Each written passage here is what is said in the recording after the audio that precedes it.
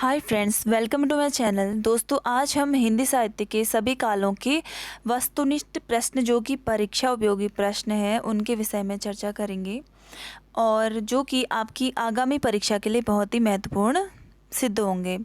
तो इनमें से कहीं ना कहीं आपको इन 100 प्रश्नों में से कहीं ना कहीं आपको 3 से 4 प्रश्न तो अवश्य ही परीक्षाओं में मिल जाएंगे। ये महत्वपूर्ण साबित हो सकते हैं आपके लिए। तो चलिए शुरू करते हैं। हिंदी साहित्य के आरंभिक युग को आदिकाल के नाम से किसने अभिहित किया है? हजारी प्रसाद द्विवेदी जी ने। हिंदी का प्रथम कवि किसे माना गया है? सरपा को। बीसलदेव रासों के रचयिता का नाम लिखिए। नरपति नाल। पौमचर्यु किसकी रचना है? यह स्वयंभू की रचना है। आदिकाल में खड़ी बोली को काव्य भाषा बनाने वाले प्रथम कवि का नाम लिखिए। अमीर खुसरो।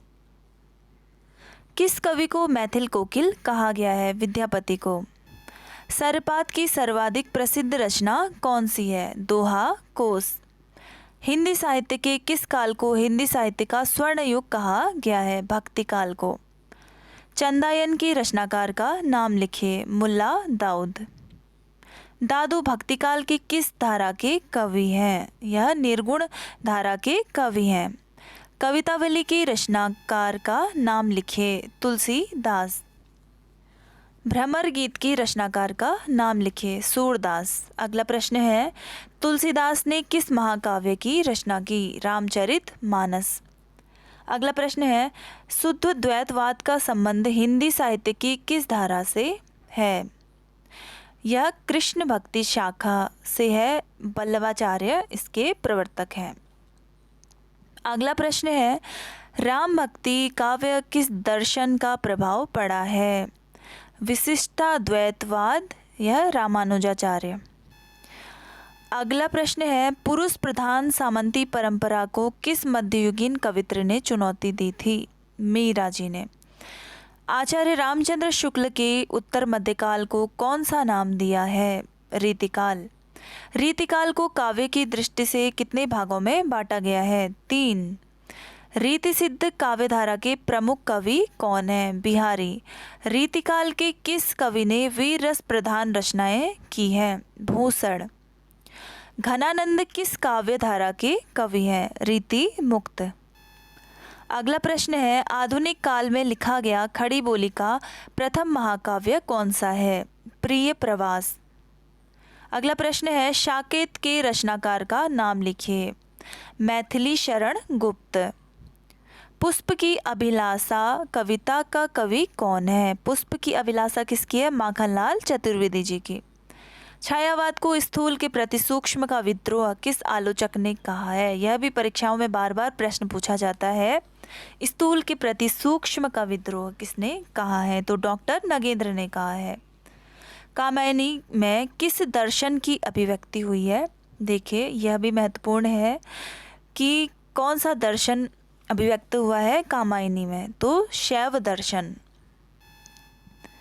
अगला प्रश्न है, सरोज स्मृति नामक रचना किस कवि ने की है? निराला ने।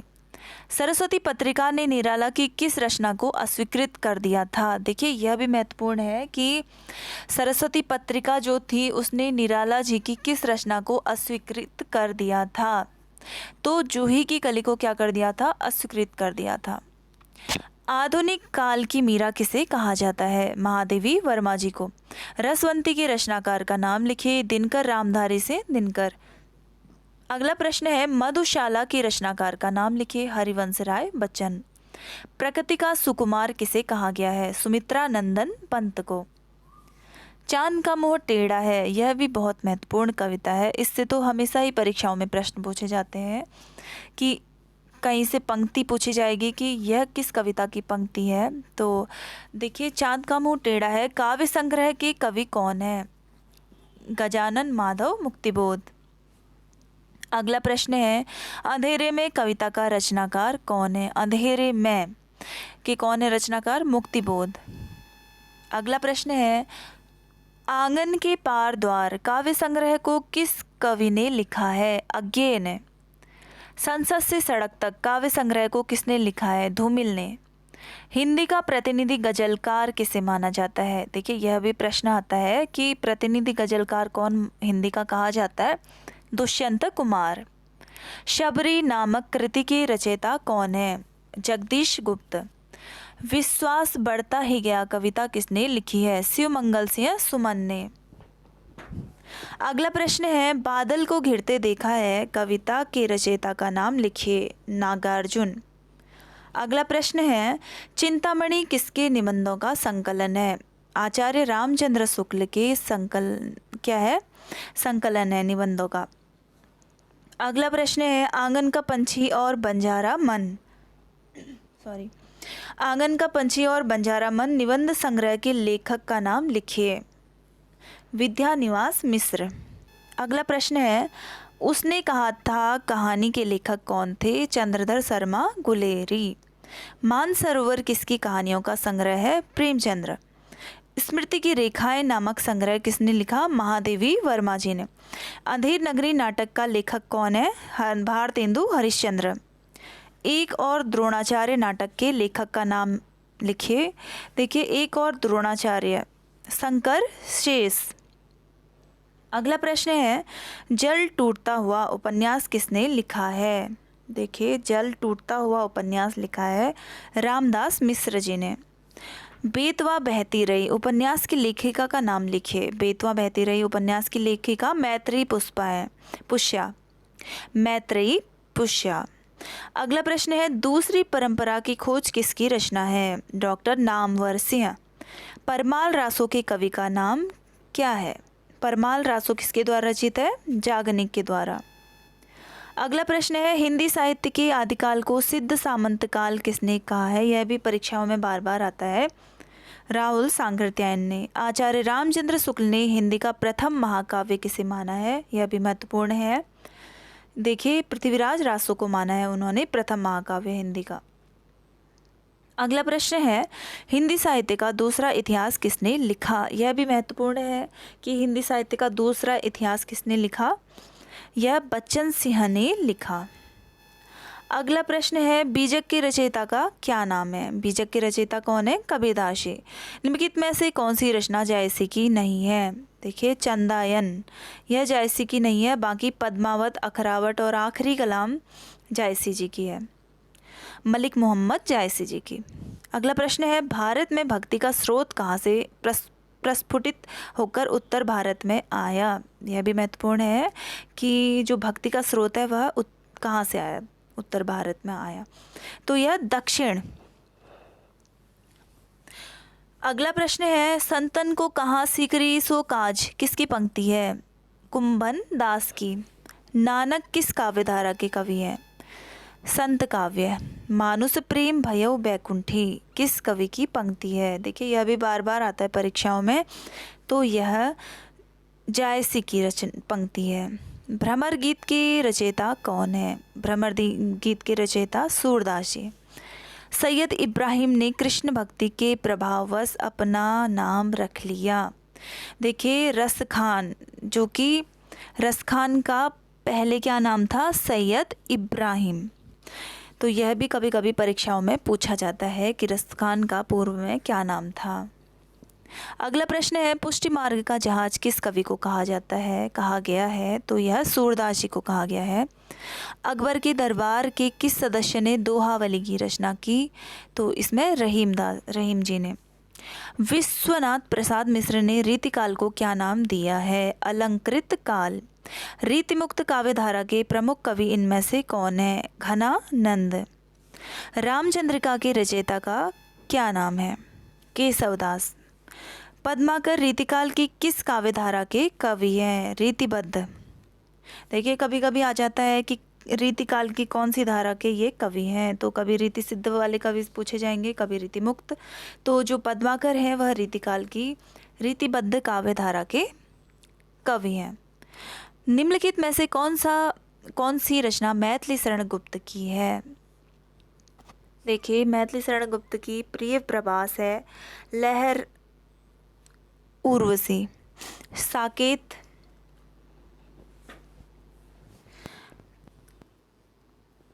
जो कि साकेत है उनकी रचना। मैथिली शरण गुप्त की रचना क्या है? साकेत है। अगला प्रश्न है, कौन सा कवि एक भारतीय आत्मा के नाम से प्रसिद्ध है? राम नरेश त्रिपाठी, नरेंद्र शर्मा, धूमिल या माखनलाल चतुर्वेदी। तो इसमें एक भारतीय आत्मा के नाम से कौन प्रसिद्ध है? माखनलाल चतुर्वेदी।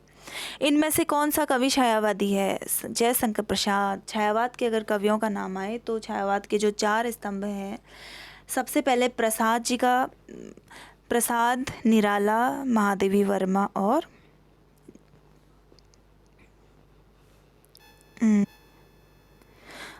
सुमित्रा नंदन पंत जी हैं छायावाद के 4 स्तंभ। तो इसमें जयशंकर प्रसाद जी इनका उत्तर है।